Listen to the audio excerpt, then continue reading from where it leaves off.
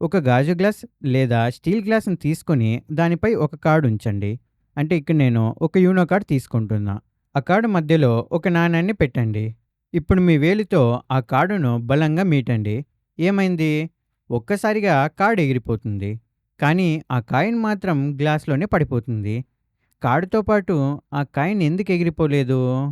ఈ ప్రశ్నకు సమాధానం తెలియాలంటే భౌతిక శాస్త్రంలోని అత్యంత ముఖ్యమైన భావన అయిన జడత్వం గురించి మనం తెలుసుకోవాలి. అసలు ఈ జడత్వం అంటే ఏంటి? ఒక వస్తువు తన నిశ్చల స్థితిని లేదా గమన స్థితిని మార్చుకోవడాన్ని వ్యతిరేకించే ధర్మాన్నే జడత్వం అంటాం. దీన్ని అర్థం చేసుకోవడానికి ఒక ఉదాహరణ చూద్దాం. ఇప్పుడు ఆగి ఉన్న ఒక పెద్ద రైలును ఊహించుకోండి. ఇప్పుడు నేను వెళ్ళి దాన్ని నా చేతులతో నెడితే అది కదులుతుందా? అస్సలు కదలదు కదా! ఎందుకని? ఎందుకంటే అది చాలా బరువుగా ఉంటుందని మీరంటారు. కానీ భౌతిక శాస్త్ర పరిభాషలో చెప్పాలంటే ఆ రైలుకు జడత్వం చాలా ఎక్కువ. తన నిశ్చల స్థితిని మార్చుకోవడాన్ని అది తీవ్రంగా వ్యతిరేకిస్తోంది. ఆ రైలు యొక్క నిశ్చల స్థితిని మార్చాలంటే మనం దానిపై చాలా ఎక్కువ బలాన్ని ప్రయోగించాల్సి ఉంటుంది. అంటే దానికి జడత్వం ఎక్కువ అన్నమాట. ఇది కేవలం ఆగి ఉన్న వస్తువులకే కాదు, కదులుతున్న వస్తువులకు కూడా వర్తిస్తుంది. ఇప్పుడు చాలా వేగంగా వస్తున్న ఒక రైలును మనం ఎదురుగా వెళ్ళి ఆపగలమా? అస్సలు ఆపలేము.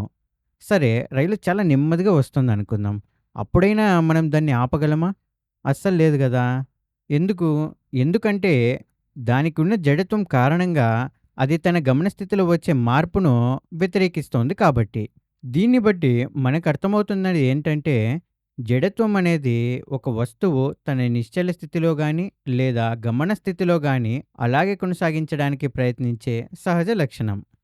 ఈ ధర్మాన్ని వివరించేదే న్యూటన్ మొదటి నియమం. అంటే Newton's first law of motion. అందుకే ఈ నియమాన్ని జడత్వ నియమం అని కూడా పిలుస్తారు.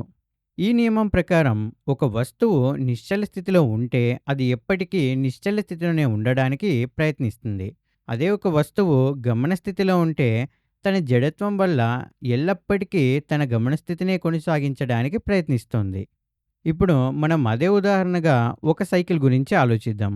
ఆగి ఉన్న ఒక సైకిల్‌ను నేను నెట్టితే అది కదులుతుంది కదా! అవును, ఖచ్చితంగా కదులుతుంది.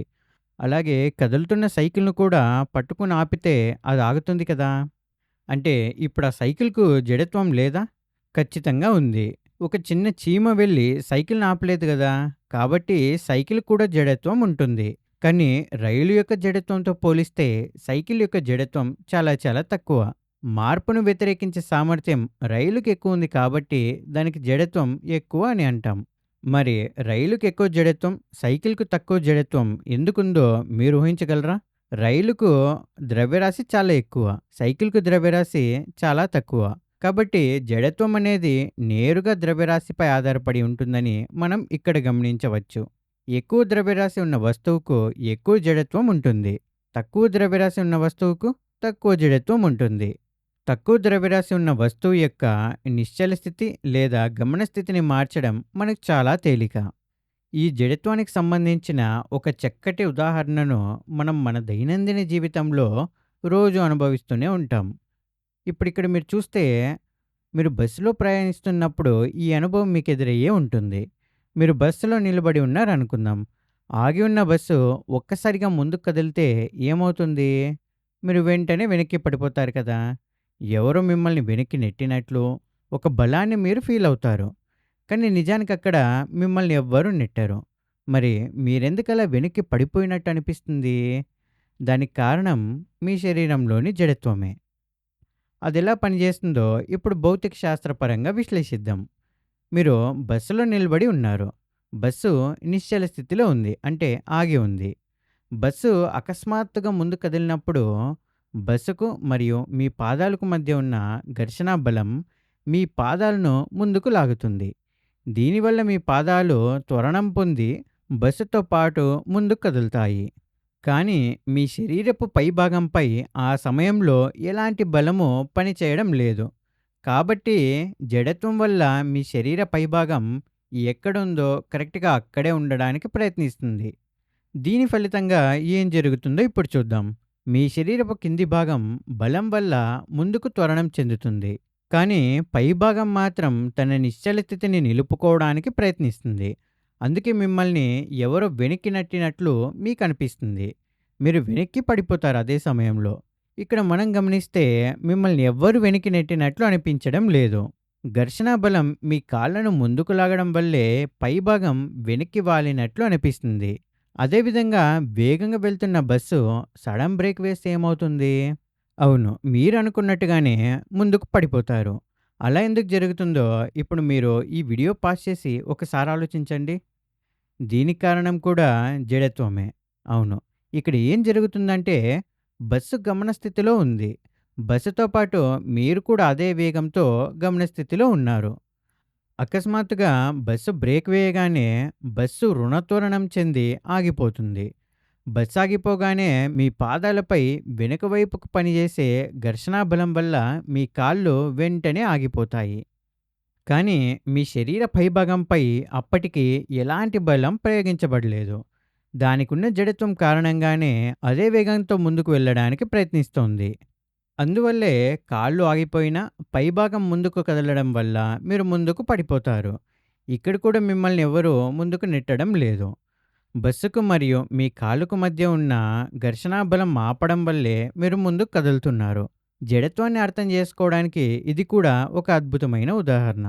ఇప్పుడు మనం వీడియో మొదట్లో చూసిన గ్లాసు, కార్డు, నాణెం ప్రయోగాన్ని జడత్వం ఆధారంగా ఎలా వివరించవచ్చో చూద్దాం. ఇప్పుడు దీన్ని స్లో మోషన్‌లో విశ్లేషిద్దాం. నేను కార్డును వేలితో మీటినప్పుడు ఆ కార్డుపై ఒక బలాన్ని ప్రయోగించాను. F=ma సూత్రం ఆధారంగా మనం బలాన్ని ప్రయోగిస్తే వస్తువు త్వరణం పొందుతుంది. కాబట్టి కార్డు వేగంగా ముందుకు త్వరణం చెంది ఎగిరిపోయింది. మరి ఆ నాణెం సంగతి ఏంటి? మరి ఆ కాయిన్ మీద నేను ఎలాంటి బలాన్ని ప్రయోగించలేదు కదా! నిజానికి ఆ కార్డుకు, నాణానికి మధ్య కొంత ఘర్షణా బలం ఉంటుంది. కానీ ఆ కార్డు ఎంత వేగంగా పక్కకు జరిగిపోయిందంటే, ఆ ఘర్షణా బలం నాణెంపై ప్రభావాన్ని చూపేంత సమయం దానికస్సలు దొరకలేదు. అందువల్ల నాణెం తన నిశ్చల స్థితిలో వచ్చే మార్పును తన జడత్వం వల్ల తీవ్రంగా వ్యతిరేకించింది. కార్డు వెళ్ళిపోయినా సరే నాణెం తన నిశ్చల స్థితిలోనే కొనసాగింది. అందువల్లే కార్డుతో పాటు నాణెం ముందుకు వెళ్ళలేదు. అది ఉన్న చోటే నిశ్చలంగా ఉండిపోయింది. కానీ కార్డు పక్కకు వెళ్ళిపోగానే నాణెం కింద ఆధారంగా ఉన్న కార్డు లేకపోవడం వల్ల భూమి యొక్క గురుత్వాకర్షణ బలం నాణేన్ని కిందకి లాగుతుంది. ఈ గురుత్వ బలం వల్ల నాణెం కిందికి త్వరణం చెంది సూటిగా గ్లాస్లో పడిపోతుంది. చూసారుగా ఈ ప్రయోగం ఎంత అద్భుతంగా ఉందో. గుర్తుంచుకోండి, ఒక వస్తువు తన నిశ్చల స్థితి లేదా గమన స్థితిలో వచ్చే మార్పును వ్యతిరేకించే ధర్మమే జడత్వం. వస్తువు యొక్క ద్రవ్యరాశి పెరిగితే దాని జడత్వం కూడా పెరుగుతుంది.